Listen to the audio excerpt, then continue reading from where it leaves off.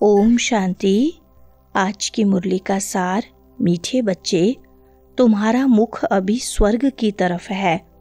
तुम नरक से किनारा कर स्वर्ग की तरफ जा रहे हो, इसलिए बुद्धि का योग नरक से निकाल दो। प्रश्न है, सबसे ऊंची और सूक्ष्म मंजिल कौन सी है? उसे पार कौन कर सकते हैं? उत्तर है, तुम बच्चे स्वर्ग की तरफ मुंह करते माया तुम्हारा मुंह नरक की तरफ फेर देती है, अनेक तूफान लाती है। उन्हीं तूफानों को पार करना यही है सूक्ष्म मंजिल। इस मंजिल को पार करने के लिए नष्टो मोहा बनना पड़े। निश्चय और हिम्मत के आधार पर इसे पार कर सकते हो। विकारियों के बीच में रहते निर्विकारी हंस बनना यही है मेहनत। सुनते हैं मुख्य पॉइंट्स। पहली पॉइंट, निर्बल से लड़ाई बलवान की। बच्चे जो सेंसिबल हैं वह अर्थ तो अच्छी रीति समझते हैं। जिनका बुद्धि योग शांति धाम और स्वर्ग तरफ है, उन्हों को ही तूफान लगते हैं। बाप तो अभी तुम्हारा मुंह फेरता है। अज्ञान काल में भी पुराने घर से मुंह फिर जाता है, फिर नए घर को याद करते रहते हैं। कब तैयार हो? अभी तुम बच्चों को भी ध्यान में है कब हमारे स्वर्ग की स्थापना हो, फिर सुख धाम में आएंगे। दूसरी पॉइंट, बच्चों को समझाया गया है यह है ज्ञान सागर की दरबार। भक्ति मार्ग में इंद्र की दरबार भी गाई जाती है।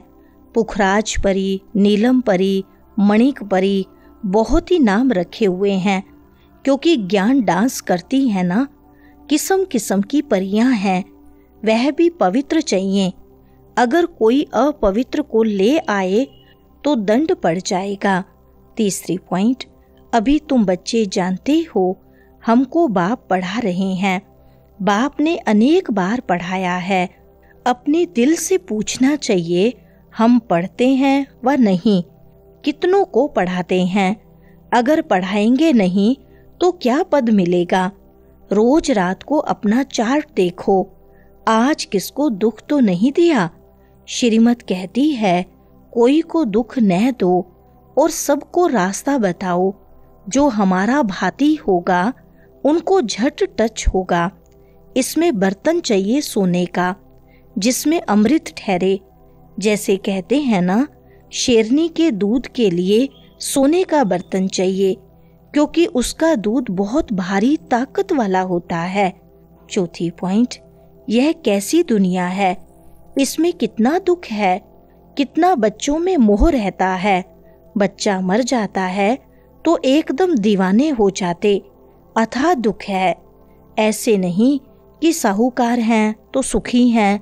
अनेक प्रकार की बीमारियां लगी रहती हैं, फिर हॉस्पिटल में पड़े रहते हैं। गरीब जनरल वार्ड में पड़े रहते हैं। साहूकार को अलग स्पेशल रूम मिल जाता है, परंतु दुख तो जैसा गरीब को वैसा साहूकार को होता है, सिर्फ उनको जगह अच्छी मिलती है। पांचवी पॉइंट, अभी तुम बच्चे जानते हो स्वर्ग का गेट खुलता है। कृष्ण के चित्र में बड़ा क्लियर लिखा हुआ है, इस लड़ाई के बाद स्वर्ग के गेट्स खुलते हैं। वहाँ बहुत थोड़े मनुष्य होते हैं, बाकी सब मुक्ति धाम में चले जाते हैं। सजाएं बहुत खानी पड़ती हैं। जो भी पाप कर्म किए हैं, एक एक जन्म का साक्षात्कार कराते सजाएं खाते रहेंगे, फिर पाई पैसे का पद पा लेंगे। याद में न रहने के कारण विकर्म विनाश नहीं होते हैं। छठी पॉइंट, मनुष्य एक भी नहीं जो समझे कि हम हेल में हैं। बाप समझाते हैं सब पुजारी हैं, पूज्य होते ही हैं सतयुग में, पुजारी होते हैं कलयुग में। मनुष्य फिर समझते भगवान ही पूज्य, भगवान ही पुजारी बनते हैं। आप ही भगवान हो, आप ही यह सब खेल करते हो। तुम भी भगवान, हम भी भगवान, कुछ भी समझते नहीं है। यह है ही रावण राज्य। तुम क्या थे, अब क्या बनते हो। सातवीं पॉइंट, भगवानुवाच मामेकम याद करो, क्योंकि वही पतित पावन है। मुझे याद करो, तो तुम पुजारी से पूज्य बन जाएंगे। भल स्वर्ग में सुखी तो सभी होंगे, परंतु नंबरवार मर्तबे होते हैं। बहुत बड़ी मंजिल है। कुमारियों को तो बहुत सर्विस का जोश आना चाहिए। हम भारत को स्वर्ग बनाकर दिखाएंगे। कुमारी वह जो 21 कुल का उद्धार करे, अर्थात 21 जन्म लिए उद्धार कर सकती है। 8वां पॉइंट, अभी तुम पत्थर बुद्धि से पारस बुद्धि बनते हो। पारसनाथ का मंदिर भी है, परंतु वह कौन है यह कोई नहीं जानते। मनुष्य बिल्कुल ही घोर अंधियारे में है। अब बाप कितनी अच्छी अच्छी बातें समझाते हैं, फिर हर एक की बुद्धि पर है। पढ़ाने वाला तो एक ही है, पढ़ने वाले ढेर होते जाएंगे। गली गली में तुम्हारा स्कूल हो जाएगा, गेट वे टू हेवन।